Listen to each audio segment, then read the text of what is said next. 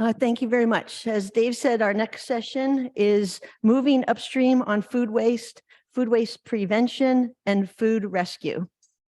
Our first session on food waste focused on processing food waste, looking at strategies to divert it from the landfill once it's already ended up in the waste stream. But in this session, we're going to get a closer look to home, literally. We're looking for strategies to divert food from the waste stream in the first place. What we're talking about here is food waste prevention, and failing that, food rescue. We can think of it as diverting food that is still edible from the waste stream and sourcing it to folks who truly need it. When there are people out there who are hungry and undernourished, and pretty much there's that in every community in our country, should we even ever be throwing perfectly edible food in the trash? And that's what we're going to focus on in this session today. You're going to hear about some programs, some of them award-winning, from 4 cities, including our host city of Los Angeles. Each of the 4 cities that are part of our panel this afternoon have their own unique approach to food rescue. We have 2 panelists in person here and then 2 panelists that are online. Michelle Meixel is with the city of Los Angeles, Paul DeBlanc with the city of Portland, Oregon, Liz Fikes with the city of Seattle, and Leslie Barnes with the city of Denver. And just a reminder, we're going to hear from these 4 panelists without interruption. And then once we're done, we'll take questions from the audience. Leslie, if you could kick us off this afternoon. Thank you very much.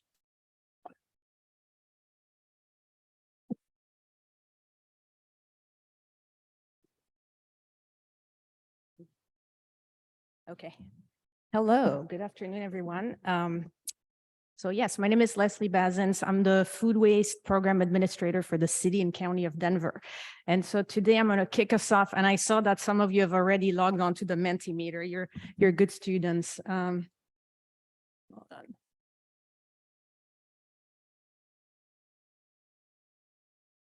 Okay, so this slide is lying. The Mentimeter changed the code on me. So I have the new code on this sheet of paper as the 4 of you that have already logged onto it. And what this is going to do, I'm going to set the stage. We've already heard about food waste earlier today, but I'm going to go through a little quiz to tease out some facts about food waste and why we should care about reducing the amount of food that goes to waste. So if you would please go to menti.com, and when prompted, use code 69525958. And that's the first question. Okay, so 1 year of wasted food produces the greenhouse gas equivalent of how many coal-fired power plants? Is it 6, 11, 31, or 42? I'll give you a quick second. I see there's 9 of you, 12 of you online.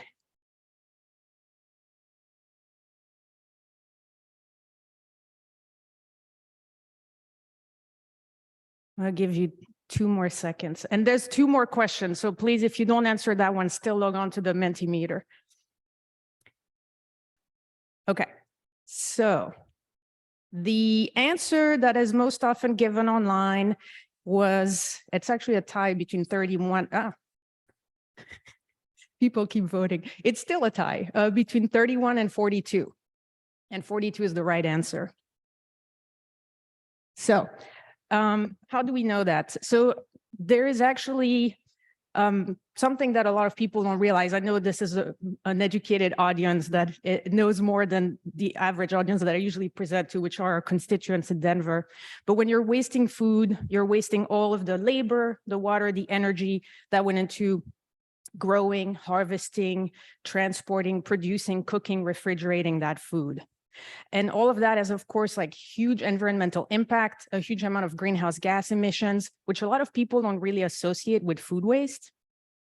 And until recently, we didn't really know what that number was, but the EPA released this report, and it's really put me into perspective for me when I saw that it's the equivalent every year in the US of 42 coal-fired power plants.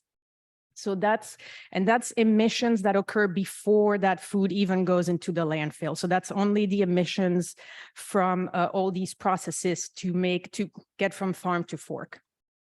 It's also, as you can see, enough water and energy to supply more than 50 million homes, a huge area of agricultural land. So Overall, it's a huge amount of money wasted, energy wasted.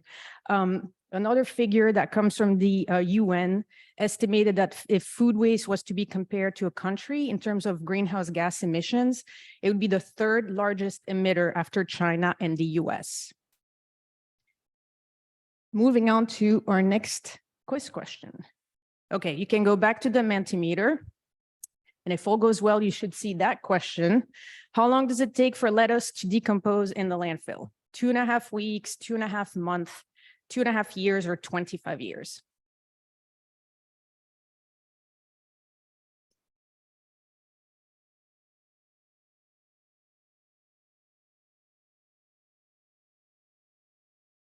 So I know I'm amongst people who already know some of this stuff, because usually when I do this in front of people in Denver, nobody guesses the right answer, but some folks have here. Okay, so I'm going to consider it finalized. So the most given answer, 35% of you said 2.5 years. The right answer is 25 years. And that's not actually even, it's actually more than 25 years. And I'll tell you how we know that. But essentially, the bottom line is, let us not put food in the landfill. So I know, I'm really funny. So we know, we got this figure. It's a figure that's often cited amongst people who work on food waste, and I tracked it down recently. It comes from a book.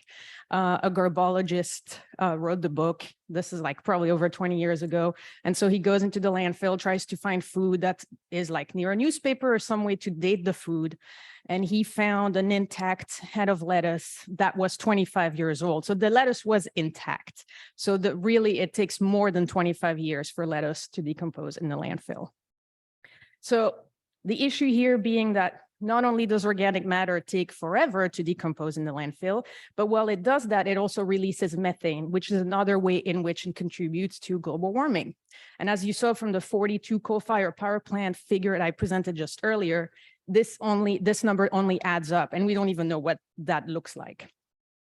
So you've seen this chart already a couple times today, so I'm sorry to put it here again, but this is why the US EPA really recommends that we focus on prevention when dealing with food waste, because you just want to avoid the waste of any edible food to prevent all these wastes of money, energy, etc.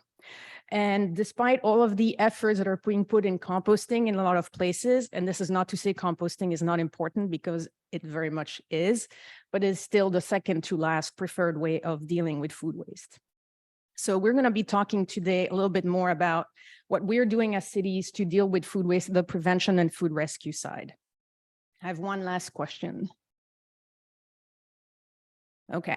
Who wastes the most food in the US? So you can go back to the Mentimeter. That's the last question.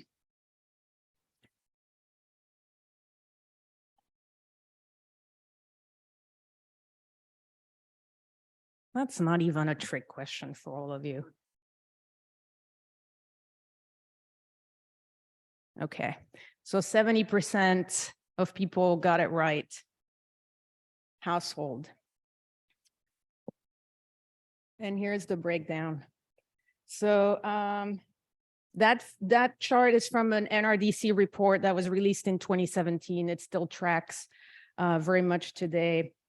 So household and then restaurants are the second most wasteful sector. And for that reason, Denver Department of Public Health and Environment, which is where I'm based, is working on multiple angles on household food waste reduction and restaurant food waste reduction. And this is where I'm going to go and tell you a bit about what we're actually doing. So last year, in March, we conducted some waste audits in Denver, and this is just a snapshot of what we found in our residents' trash. This is in a low-income neighborhood. It's actually one of the poorer neighborhoods in Denver. And this is by no means kind of an outlier, like these specific photos. I have dozens of photos like that. On average, or the group that ran the waste audits found about, on average, 14 pounds of food per household in the trash. This was in the trash, not even in the compost. So to us, these audits reveal the urgent need to support food waste prevention campaigns, and I'm going to go into what we did. So as a result of these audits, we started conducting a behavior change campaign with 600 households in that lower income neighborhood. So what we're doing is working with residents using principles of behavioral science to tackle the root cause of food waste by providing folks with tools and nudges and tips to make the most of the food that they have on hand. So what we're really trying to do is go beyond just providing information and then hoping for the best. We are just trying to use these principles of psychology to get people the right tool to reduce food waste at home. So this is an example of what we provided. Our campaign was bilingual. It was called Busy People Love Leftovers. So we gave the 600 residents a little brochure just to explain the program and what it's about, and how you eat. When you eat your leftovers, you save money and time. We give them 3 reusable cling that say eat this first, which you can put on your food containers or on a shelf in the fridge. And then the dry erase board that you also see where you can write your leftovers. So in surveys that we conducted after the campaign, the people who received the campaign material reported a statistically significant increase in leftover consumption compared to the control group. So that was a positive for us. But where are we going from here? We were very fortunate to receive an award from the U.S. Conference of Mayors for $250,000 to continue doing this work. What we were not able to do last year, and that's really key to that behavioral science approach that I mentioned, which is called community-based social marketing, or CBSM, maybe some of you are familiar with it, is to hear firsthand from people, well, what are your challenges? What are your barriers? Why are you wasting food? And we know some of that. There's lots of reports that have been written about food waste and why people waste food. But what we wanted is to know from our residents, why are you wasting food? We couldn't do the focus groups last year because of COVID, but we just did them over the summer. We partnered with a community-based organization to run focus group with our Hispanic and Black American residents to gather more of that information. And what we learned was really enlightening. We're working on a report which should be available shortly, I'm hoping within the next few weeks. But some of the challenges, our residents confirm that despite being on fixed income or having trouble affording food, they do waste food. And we do know, it confirms that what we already know, that food is wasted across income level, across ethnicity.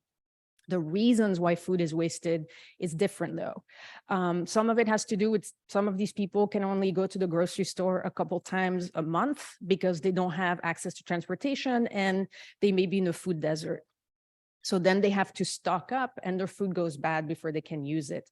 So there are some tips there that we can provide these residents once we hear what are the type of food they waste most often, provide them with tip on storage, for example.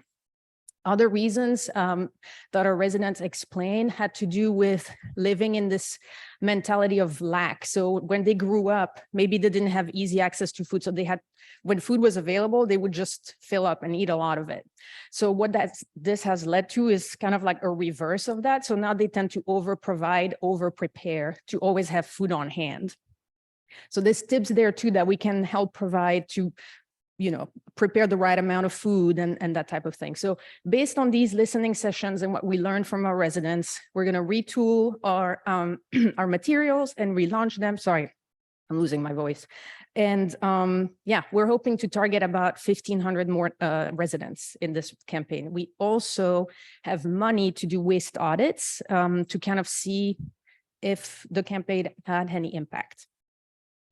The other thing we're doing together with that is working with our food banks and pantries to try to also match what they offer residents and what residents will actually eat. That's another big reason why residents who are lower income and have fixed income reported that they waste food from food banks and pantries because what they receive is not what they can use. So they'll have vegetables that they may be unfamiliar with, and that will go to waste because they just don't know what to do with it. Or they may receive a box of produce and non-perishable items, and there's just too much of an item, so it'll go to waste. So we're going to try to also work with our food banks and pantries to address that gap and kind of explain how they can better match the food with what the residents would like to consume. Then we did the same thing with restaurants. These waste audits, the staff, city staff actually conducted. I did these on my first week on the job. It was enlightening. So despite what you hear when you do this work from restaurants, they always tell you we don't waste food. Why would we waste food? Like, we have really thin profit margins. Food is at the core of everything we do. We just don't waste food in our kitchen. I think these photos tell a different story. The pictures show the potential for these restaurants to divert up to 90% of their waste. This is knowing that in Denver, restaurants right now are not required to either recycle or compost. So a lot of what we found in the trash, most of it was food. There's also a lot of recyclable. And so if it was sorted properly, up to 90% of that waste could be diverted. So what did we do? This was before COVID. We did restaurant challenges. So we partnered with restaurants in 3 different city neighborhoods. There's about 10 to 12 restaurants in each neighborhood. And we conducted challenges where we provided them with access to compost for the duration of the challenge. We hooked them up with a food rescue organization to donate their surplus food. And we provide them with tips to reduce food waste in the front and the back of the house. These challenges received a ton of publicity for the restaurants involved. The press was really into it and really involved. It was actually kind of funny. We also ran with the last challenge. This was literally maybe 2 weeks before COVID and everything shut down, which is really unfortunate. But in the last challenge we had a public facing event where all of the restaurants prepared a dish with ingredients that would usually go to waste. So they made, like it said, tzatziki sauce with parsley stems. One of the restaurants made garlic knots with leftover pizza dough. And so the people who came to the event could taste each of these items. Unfortunately, the businesses didn't survive. It was like a food hall and it did not survive COVID. So I don't know what the longevity of that project was, which is really sad, because I would have loved to see if restaurants were going to continue doing that. So what that tells me is that we just need to do it again and kind of see what results we get. The other thing we've done, this was again 2019, we'd work with our food safety investigator team to distribute these brochures. It's the blue one with the plate that highlights safe food donation information, liability protection, et cetera, and give it to all of our restaurants. But where are we going next? As we did with our residents, we are again trying to use community-based social marketing, CBSM, and behavioral science to figure out how we can identify barriers that are preventing restaurants from donating food. We estimate that between 2 and 5% of restaurants donate food, which is very little, and there's only room to go up from there. So what can we do as a city to help facilitate that? We partnered with the Center for Eco-Technology through a grant that CET, the Center for Eco-Technology, received from EPA Region 8 to conduct interviews with restaurants to hear from these businesses. Okay, so if you're not donating, why not? And if you're donating, why? What's working for you? So that report is actually available online with these results. It was just released. And the report that tells a little bit of a story that there's no one size fits all. So as a city, it's going to be our challenge over the next few weeks and months to figure out the type of materials we can provide restaurants to get them to donate more. But some of what we heard from businesses is, well, we don't donate because we don't know where to donate. Okay, that has an easy solution. We can just provide that information, although we already did, but we can try to provide that. Maybe we didn't reach maybe we need to give it to the manager or to the chef. So we'll have to think about that. We're going to re-engage also our food safety investigators. I'm actually meeting with them next week to kind of talk through, how they can help us get these materials out to the restaurants and get them to the right person. So we'll just have to see. Some of the restaurants also expressed that they would love some type of recognition from DDPHE, so our department, so something that we can put in their windows. So we're going to be working on a cling. But then some restaurants are like, well, you know what? We don't want people to know we donate food because we don't want people to know we have waste. And I think that's an issue. And that's also something we need to work on because, leftovers happen. And so when leftover happen, what do you do with it? Do you put it in the trash or do you donate what's, surplus, edible, wholesome food? So I think it's not something that you should be ashamed of, but it's something that you may want to proudly display. So how can we change these mindsets and get our restaurants to be proud of donating wholesome surplus food instead of putting it in the trash. So yeah, that's where we're at. And in Denver, that's my contact. I always love to hear from people from all around the US. So if you have any questions or if you heard anything here and you're like, hey, you could do this better, I am more than happy to hear from you. And I'm now going to pass it on to Paul, who is online. And he will talk to us about the Pacific Coast Food Waste Collaborative. Thank you. Great. Thank you, Leslie. Can everybody hear me? Just shake your head. I can't see you, but I thank you, Liz. And Leslie, thanks for that.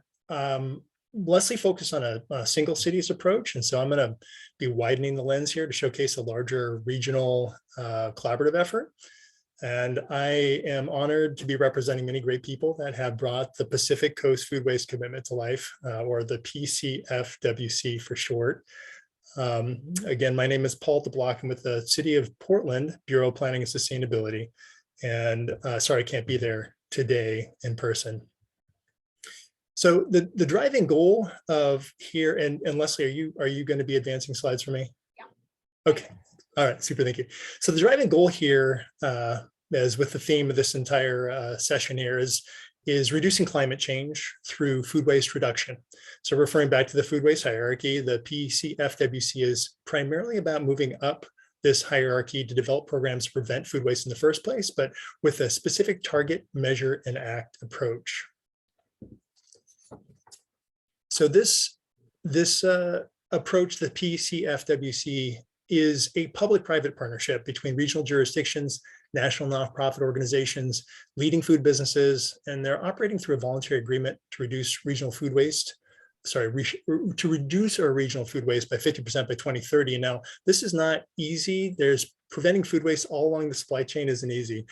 There are operational challenges that are largely invisible to the public sector for sure, and often the businesses themselves. So many of our jurisdictions recognize that we needed an approach that would bring together the public and private sectors in a way that was much bigger than any one of our individual jurisdictions. So luckily we had a great model to work with.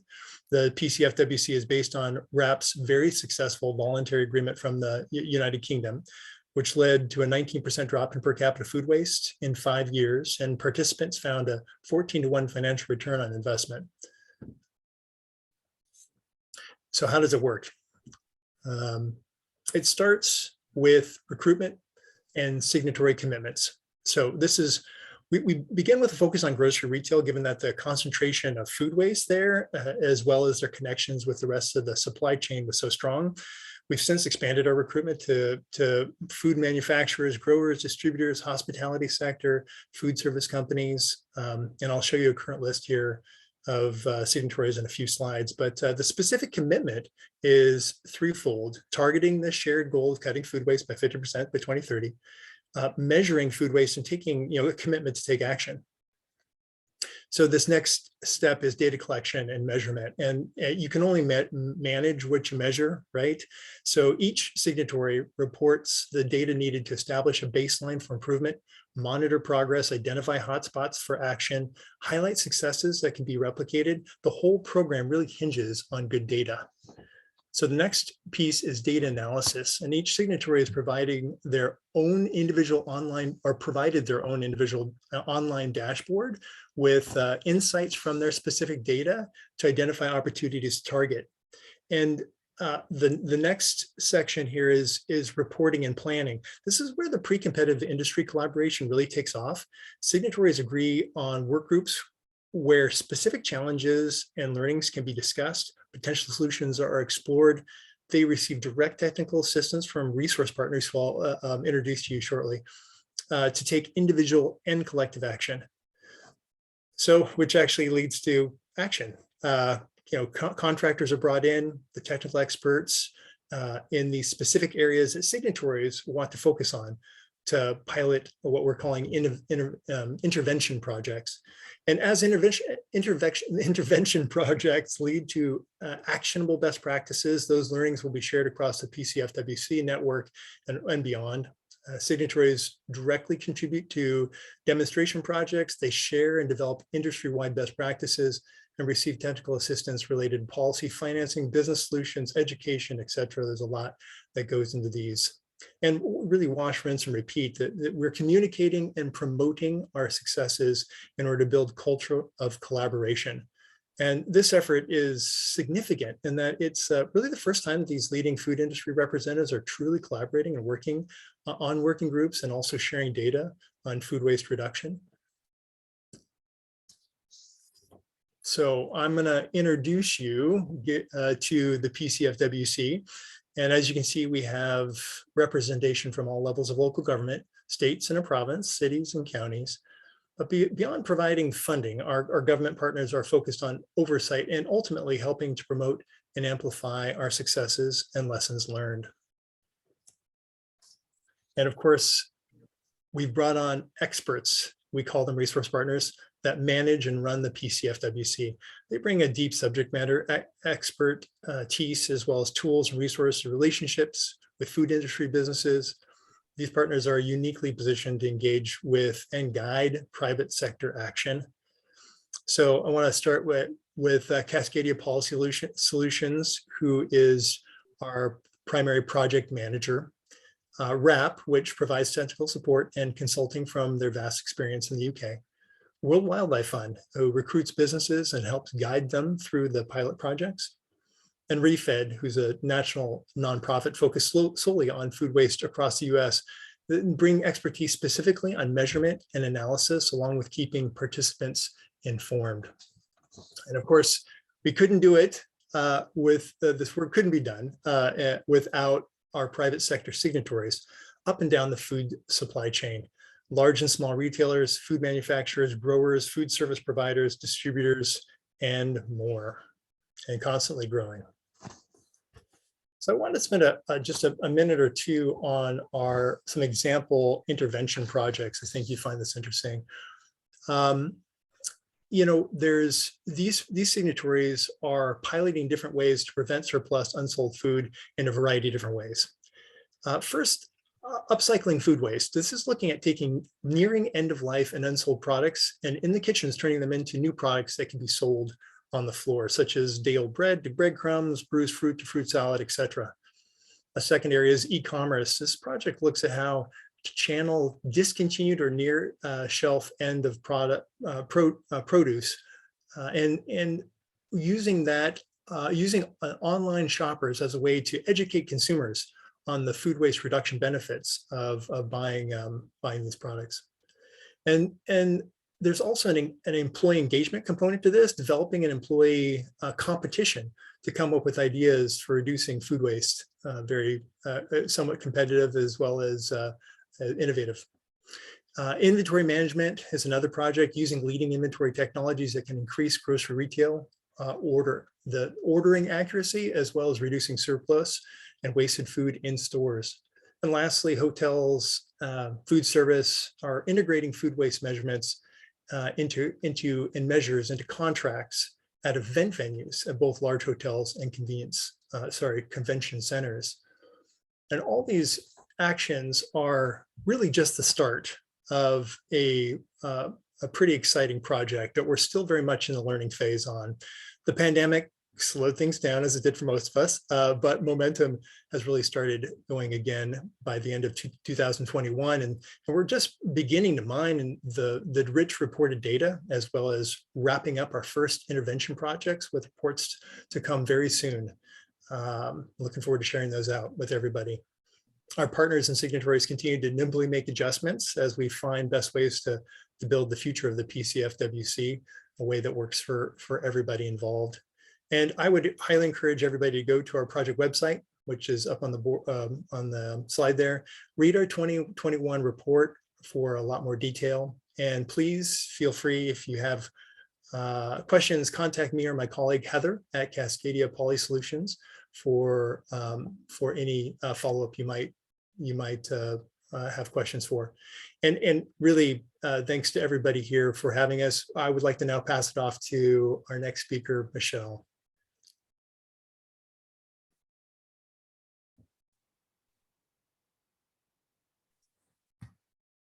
Thank you, Paul. So good afternoon. It's nice to be here. So what you've just heard are two great presentations that exemplify how Denver's residential program and the Pacific Coast Food Waste Commitment are working on food waste prevention. The following presentation, sorry. There we go.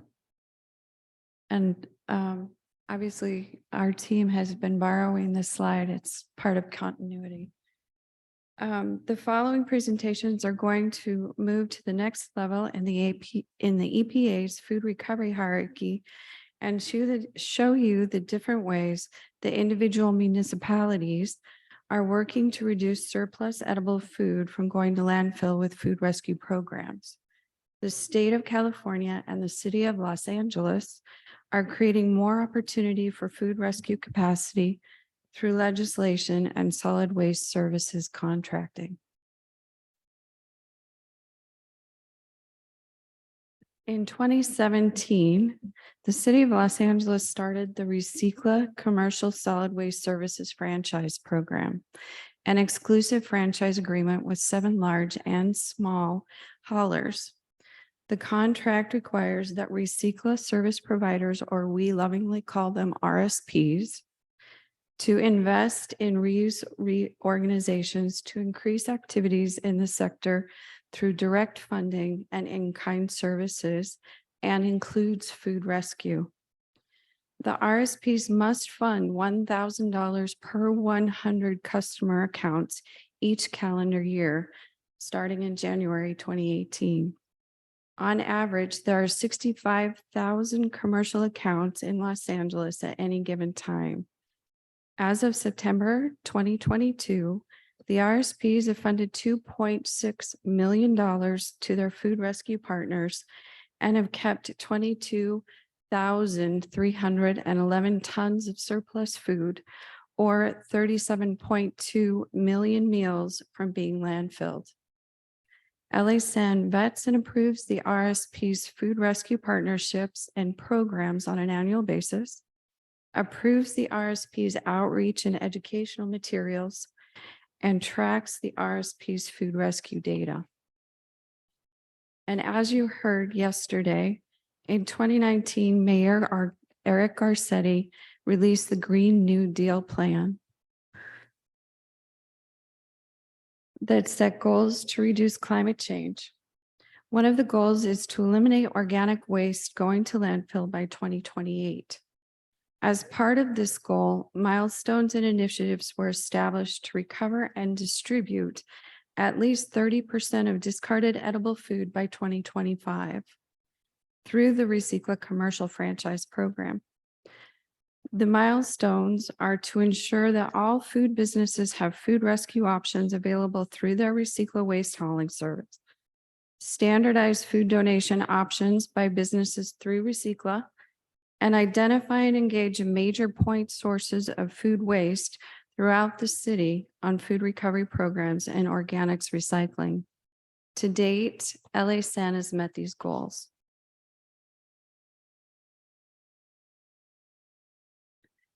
California's Short-Lived Climate Pollutant Reduction Act, or SB 1383, went into effect on January 1st, 2022, and has many requirements that California jurisdictions must meet in order to reduce organics from the landfill. I'm going to focus on the food rescue requirements. The statewide food rescue goal is 20% increase in edible food recovery by 2025. In order to achieve this, the city, its 1,500 edible food generators, both tier 1 and tier 2, and 610 food rescue and food service organizations will need to work together to increase our jurisdiction's food rescue capacity. LASAN has started by working with the County of Los Angeles to develop and distribute outreach and education materials for both the edible food generators and the food rescue and food service organizations. We've used several different sources to develop lists of edible food generators and the food rescue organizations, sent surveys to the food rescue organizations in order to establish the city's current food rescue capacity, And in August, reported data from 48% of the food rescue organizations located within the city of Los Angeles to CalRecycle. From January 2022 through June 2022, the food rescue organizations received and distributed 50.7 million pounds of food donated by the edible food generators.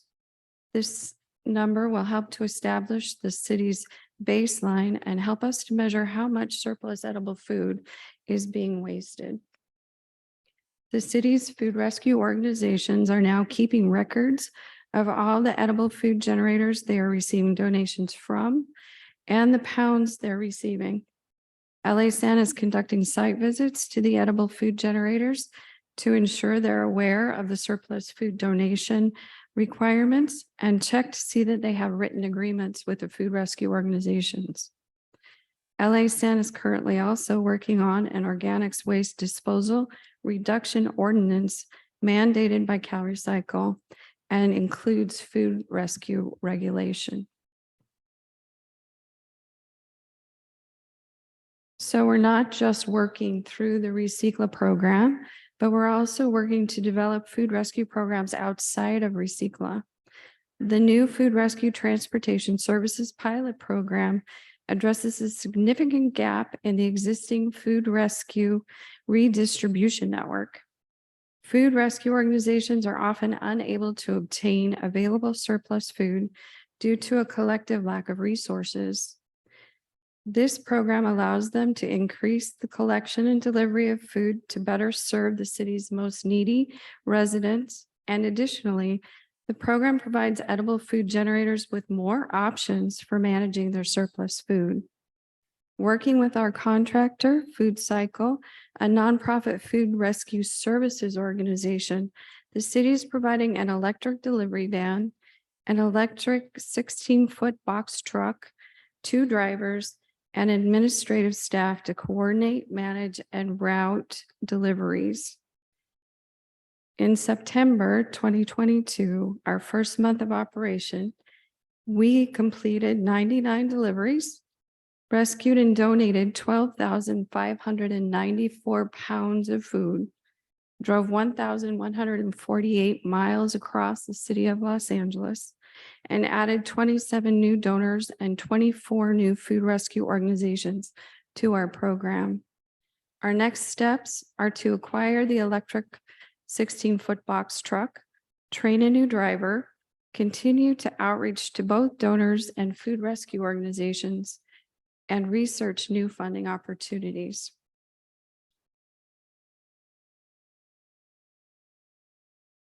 And in July 2022, LA-SAN received $1 million to establish the Food Rescue in Food Insecure Communities Grant Program to help the city's food rescue organizations expand our food rescue infrastructure to meet the demands of our city's most underserved, as well as meet our climate change goals. LA-SAN and our nonprofit contractors, community health councils, and LA Food Policy Council will design and direct tiered funding opportunities that include micro grants to fund individual food rescue organizations' material needs like refrigerators and freezers, pallet jacks, scales, or staff training, and larger multi-stakeholder project grants to support dynamic projects that involve the collaboration of large and small food rescue organizations. The larger projects are meant to help expand and support our food rescue systems and could include developing communication networks and data sharing applications that will assist the food rescue organizations to communicate their needs across the network. The food rescue grants funding will be offered to all of the nonprofit food rescue organizations in the city with a focus on the communities that are the most food insecure. Our projected grant awards include 12 to 21 rapid release micro grants at $15,000 to $25,000 each, and 3 to 6 multi-stakeholder project grants at $50,000 to $100,000 each. We plan to award the first rapid release micro grants early next year and the multi-stakeholder grants soon after. So those are the projects that LA SAN is working on currently.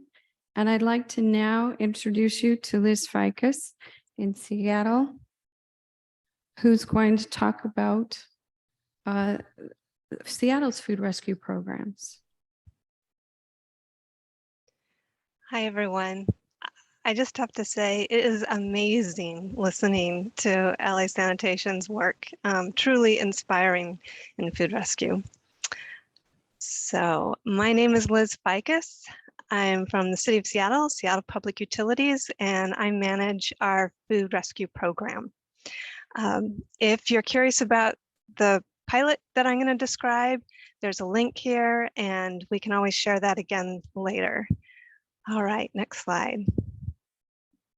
So I just want to acknowledge that everyone in the room, so to speak, here today has different contexts they're operating under when it comes to managing food waste. So I want to start with Seattle. We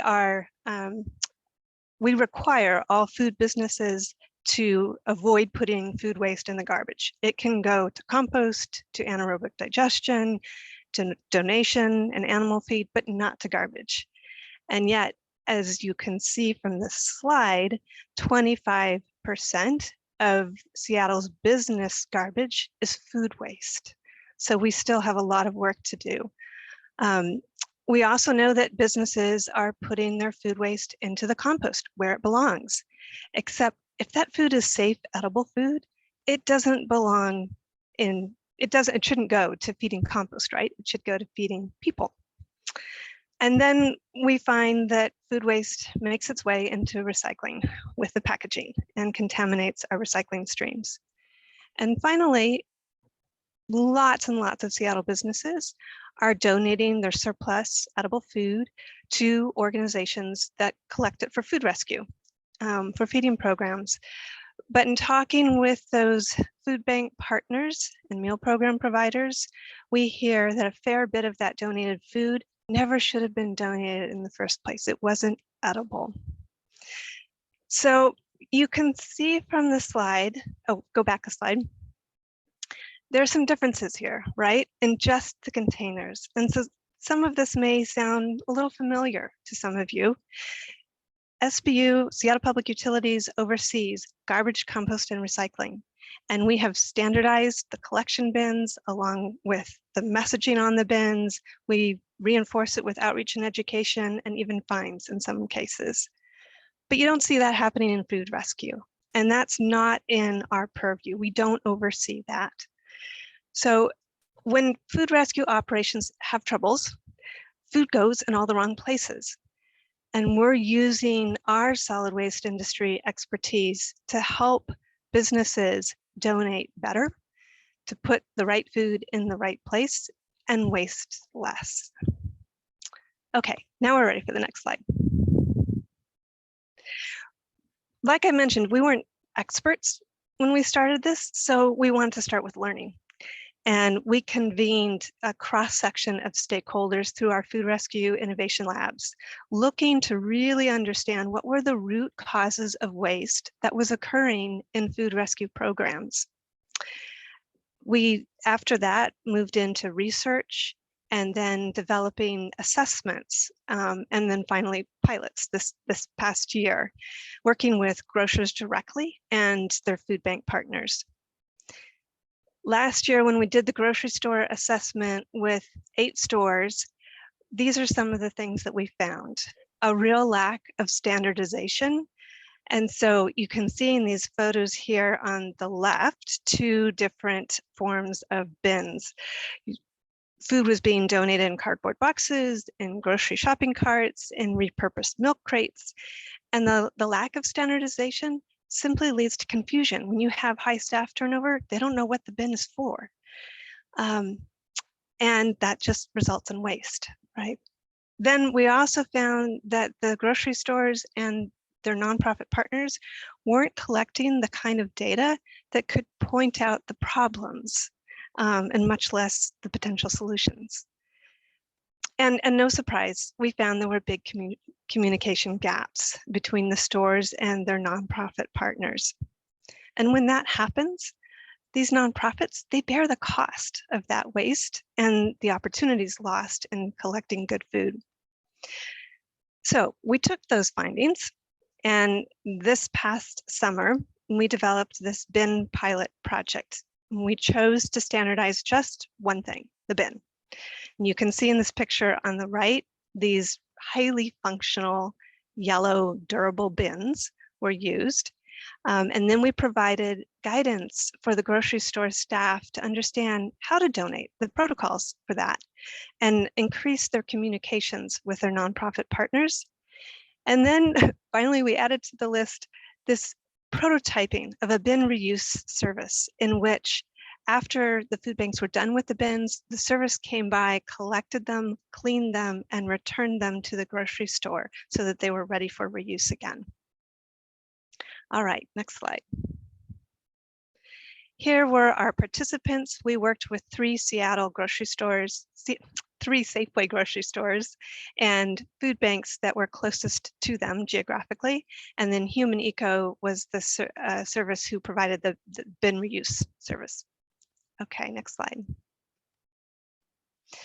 So the results, this whole hypothesis was, could we increase the quality and the quantity of donated food by changing these practices? And the answer was yes, they did improve. Stores and food banks told us that they saw operational efficiencies, and this was during just a 4-week period, and food waste went down. So to walk you through some pictures here, this picture on the left is a photograph of a divert bin. And when I say divert, I mean the company Divert. They provide these bins to Safeway stores, at least in our area, to collect food scraps and packaging. And then they send the food scraps off to anaerobic digestion and keep out the packaging. But as you can see from the photo, at the very top, there's all this good edible food that should have been donated. But the divert bins, without education and signage, had become the catch-all for any unwanted food. So we kept taking pictures, giving guidance to the employees, introducing the yellow bins, and you can see in the pictures, this is what changed. On the top right, this is a divert bin containing what it should have, food scraps, a little packaging that'll be removed. And then down below, the yellow bins. And this is not only good edible food, but it's been pre-sorted by the Safeway employees, which creates more efficiencies for the food banks once they come and collect it and redistribute the food. So some of the exciting things out of this is that Safeway's owning the problem. We pointed out to them, here are the opportunities. This is based on our own recycling and composting education programs. You can take these solutions.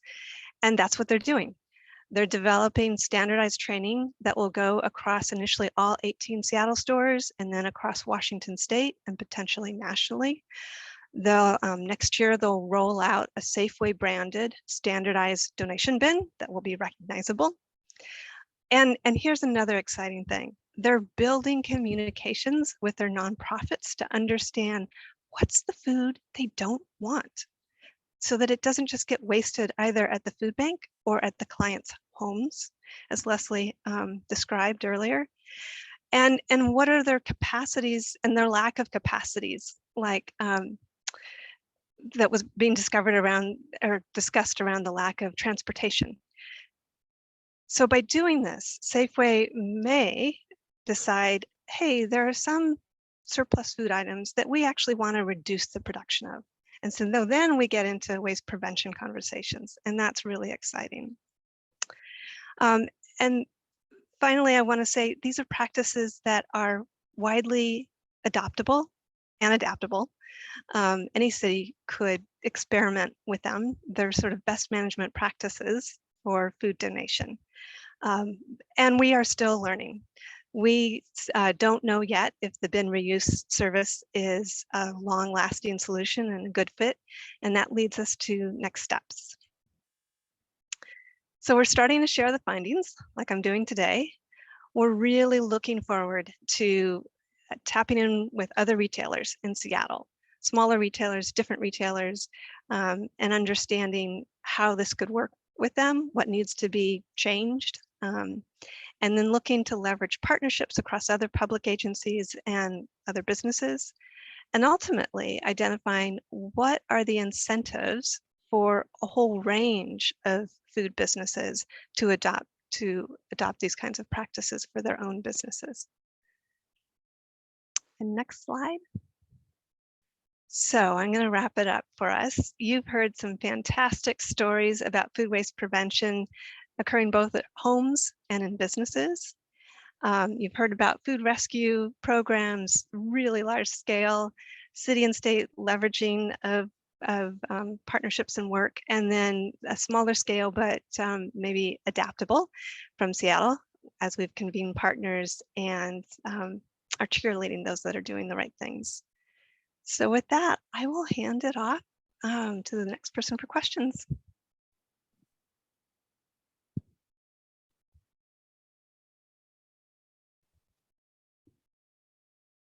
Thank you, presenters. What extraordinary stories from the four of you. I'm totally impressed.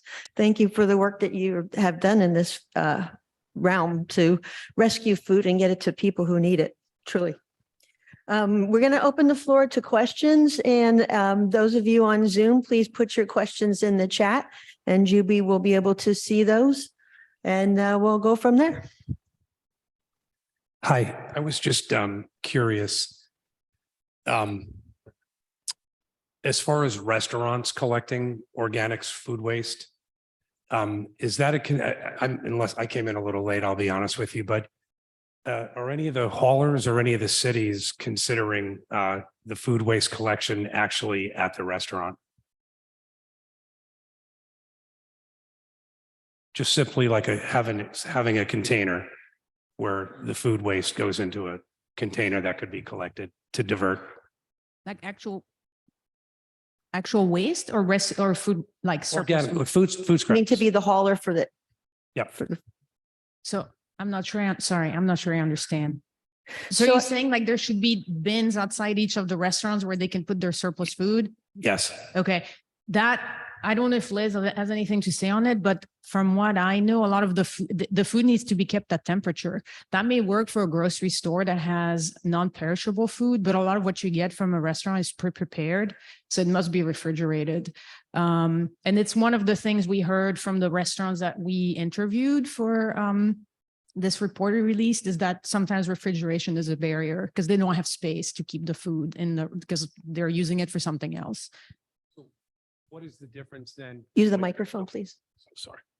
So then what is the difference then of like at my house, I put food scrap in my container and then that container is emptied into my yard debris container.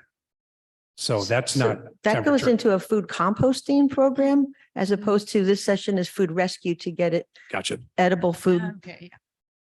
Thank you. Speaking of restaurants, though, I would think that's part of their bottom line, whether to identify the food that did any of the restaurants talking about trying to minimize even the edible food that affect their bottom line? Yes. So, the quick answer is yes. But they also are now for Los Angeles, the state of California, are regulated that they rescue as much as possible, right? Okay, so that's Right. So instead of putting it in a separate solid waste container, a green container is what we collect. It would go to the food rescue organizations instead. Right? wonderful. I have a question. In California, I think you mentioned Senate Bill 1383. Is that the right number? Who in that bill, who was given the responsibility for food rescues? Was it cities, counties? Jurisdictions. So cities, counties, rural cities may get a waiver, but that's up to CalRecycle really. But it's cities and the counties. So the county of LA really is over the city of Los Angeles. And but we're all reporting to Cal Recycle. Hello, here. We have some mechanisms to guarantee the quality of the food. Well, one of the great things about the food rescue program coming out of 1383 is that the nonprofit organizations have to have a contract with the the edible food generators, right? And in this way, they have more control about what they're going to be receiving, right? They don't have to enter into a contract with any edible food generator. It's up to them, because they actually are responsible for the reporting back to us.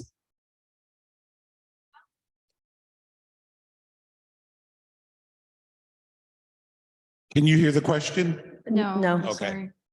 That's why we wait for the microphone. Okay, and this will be the second follow-up, so just this one. Okay, I'm sorry. With households, how you will do with this to control, because you can't have contracts with households. Right, and this program is for commercial businesses only. Okay. Why don't you two talk afterwards? Okay. Okay, running over here to hand you the microphone. Thank you, Carlos, with the city of Tucson, and love all your programs, what you started. So if you were to start from scratch, and if you can share maybe one or two things, if you were to do it over again, what would it be, especially for us that we are probably embarking in some of those programs? So can you share some of those two things that you learned, or how would you do differently, one or two things? Thank you. Is that a question for everybody or? Yes. Okay. Right? I think for us, so one of the things I didn't talk about, but the pilot we did last year with the 600 household, one of the issues we had, sorry, I can't see you, is that we sent our materials using USPS. And we found out in our post survey that 60% of our residents said they never received their materials. So lesson learned, next time we're using canvassers. So that's a major lesson learned. And then the other one is, and we just couldn't do it because of COVID, but really ideally, you want these approaches to be based on community input. So we just, did it in reverse, because when we started this, nobody was vaccinated and it just wasn't safe.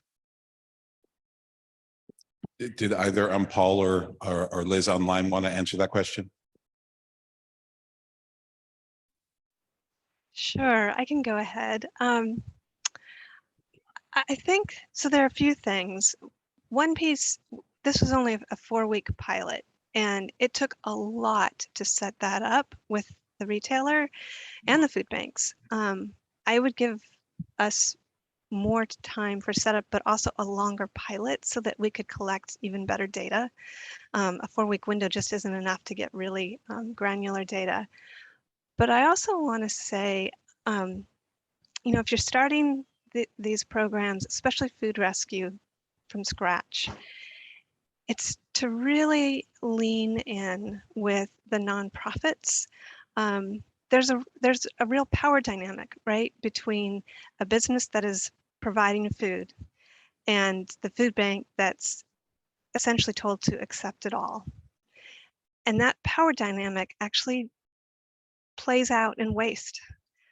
And so to really understand what can actually be accepted, how often is it desired, starting there and having retailers really listen into those conversations could be powerful, because you could get at some root causes of waste at the start. I'll hand it off to Paul.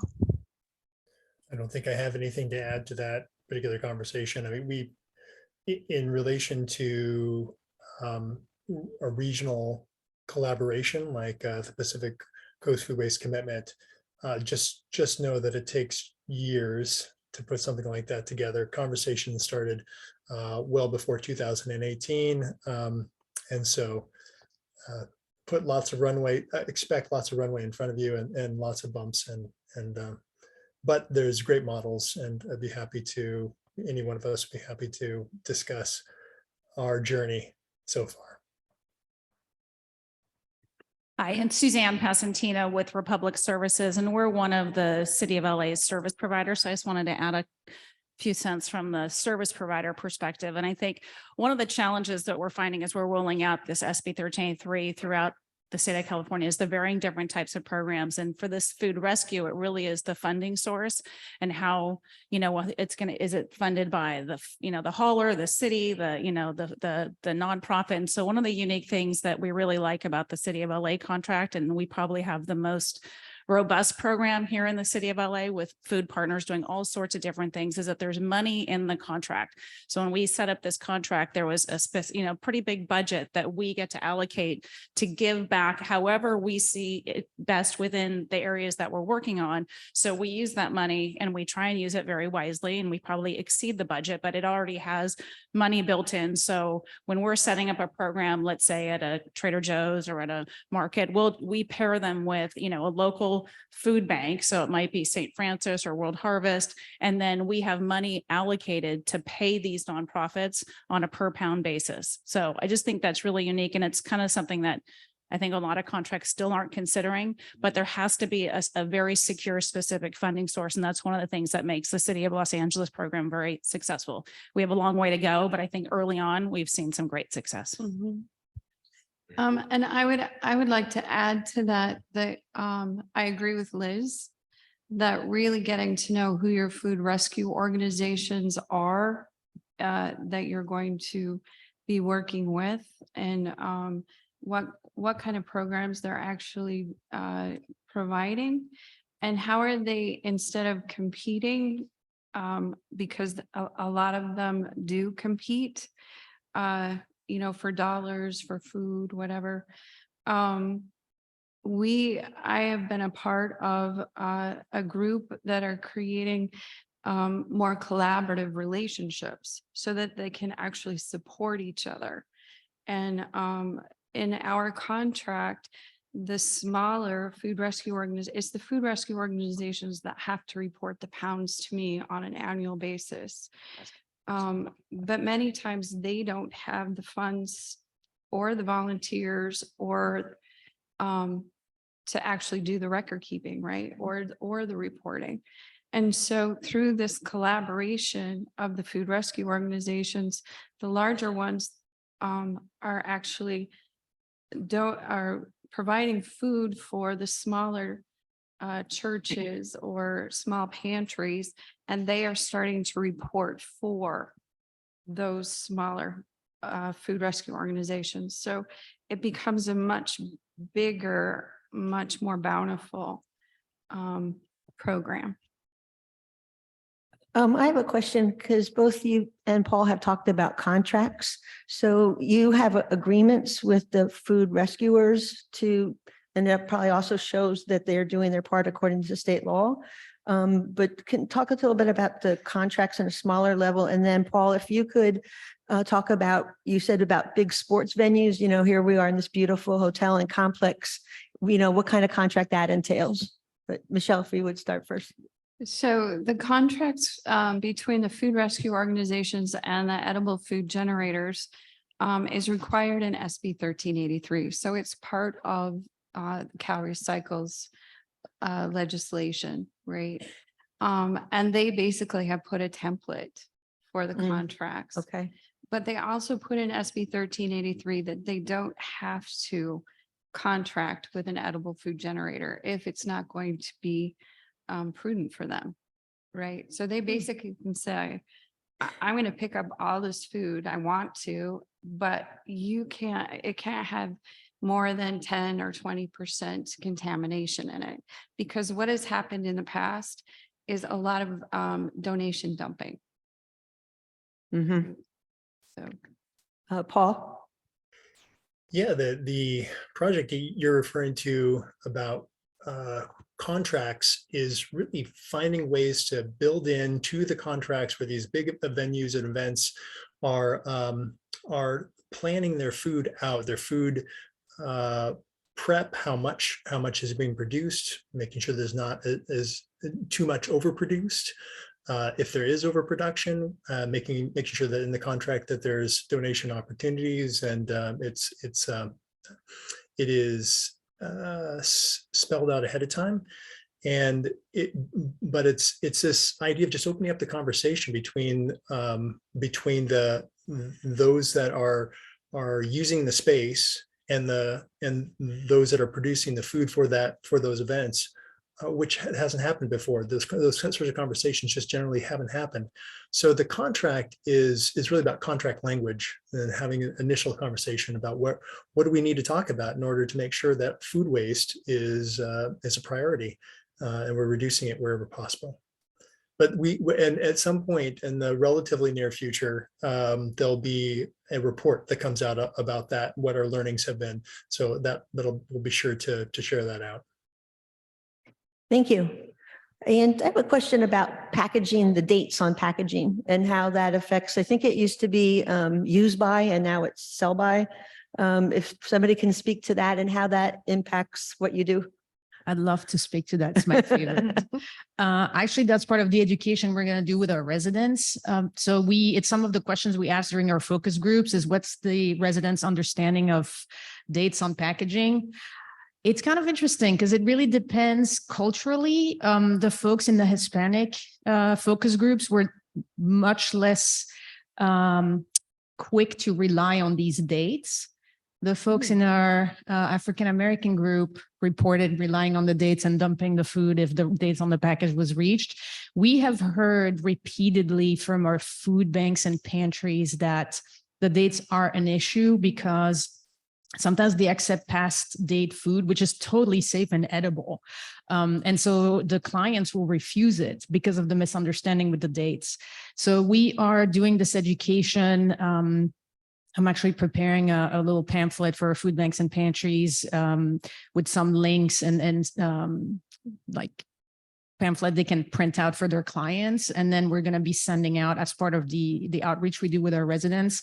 We're going to include education about expiration dates and essentially the fact that they're mostly meaningless. Yes. Liz, I see you're nodding. Do you have something to contribute there? Get myself off mute. Just so agreeing with Leslie. And really that kind of change in language needs to be done at a national level so that each of the jurisdictions aren't making requirements on grocery stores that have locations or other kinds of food services businesses that have locations across the country.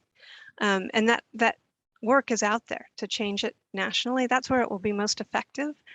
But then all of us, city, county, state, will need to lift that up as Leslie is doing to educate our customers and help them make sense of it still, even when it's standardized across all food.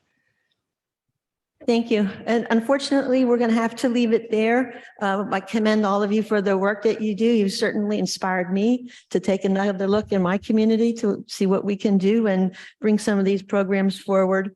And let's have a round of applause. Thank you very much to all of the presenters today.